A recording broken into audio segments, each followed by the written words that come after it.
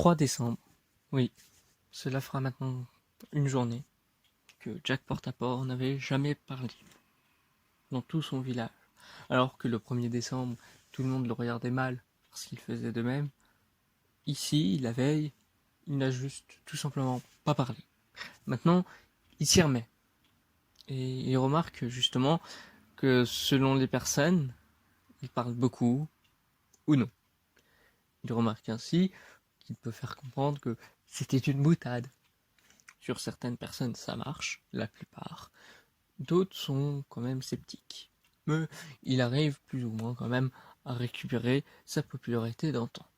Et quand je dis d'antan, c'était juste avant la veille. On peut également remarquer que tout se passe bien en ce 3 décembre.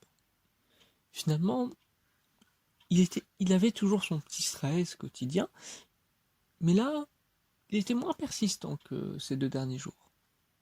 Pour dire, il avait entamé des discussions.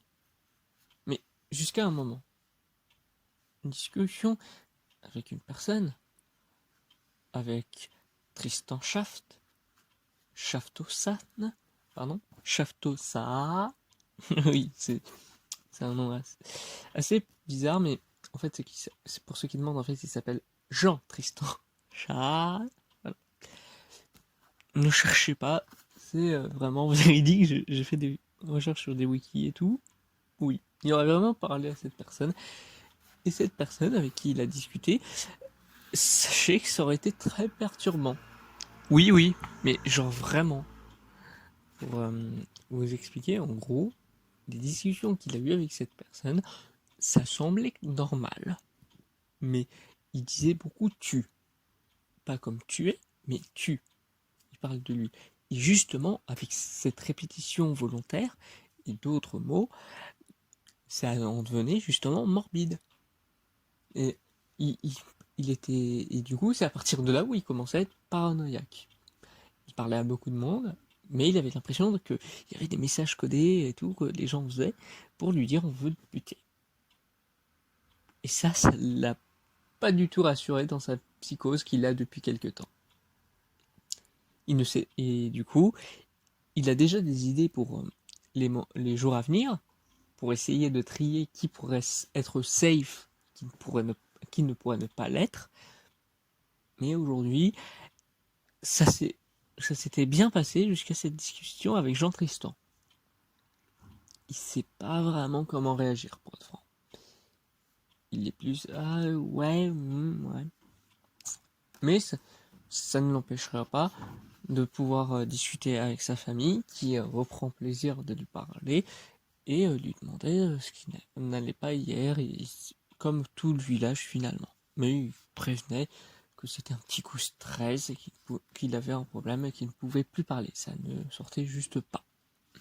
Bon, encore une fois, hein, comme dit, il y avait des sceptiques, mais la plupart des gens étaient oui, c'est un vieux monsieur, c'est compréhensible.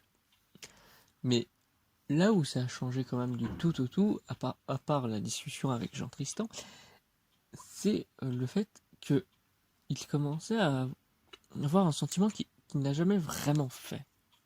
Le fait de pleurer. Là, je ne parle pas juste de pleurer de bonheur comme quand il a eu ses 2 enfants, se marier, etc. Non. Là, vraiment pleurer. Des larmes et des larmes. Sans vraiment savoir pourquoi. Il s'est souvent questionné sur lui-même, mais pas vraiment de réponse. Les discussions avec les gens tout autour le rassuraient, plus ou moins, à part avec les sceptiques. Mais en vrai, avec sa nouvelle croyance, il pouvait quand même se remettre à discuter avec Dieu. Et se répand en s'excusant de ne pas avoir discuté la veille, une fois encore. Mais ici comme partout, ça ne gênait pas vraiment des gens. Et il n'y avait ici aucun sceptique. Même le prêtre lui disait que c'était peut-être parce qu'une chose horrible allait lui arriver. Et Jack Porte-à-Porte n'osait pas lui dire les méandres de ce qu'il pensait, mais lui faisait comprendre qu'il avait peur de cela.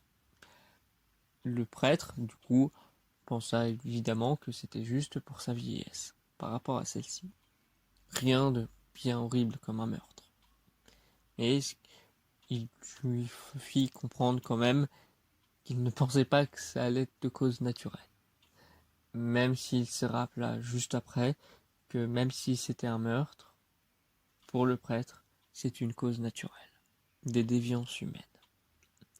Ça ne l'empêcha pas, pourtant, au final, d'avoir pu discuter avec Dieu et avoir un petit passement au cœur une nouvelle fois. Parce qu'il était dans l'église et minuit venait de sonner.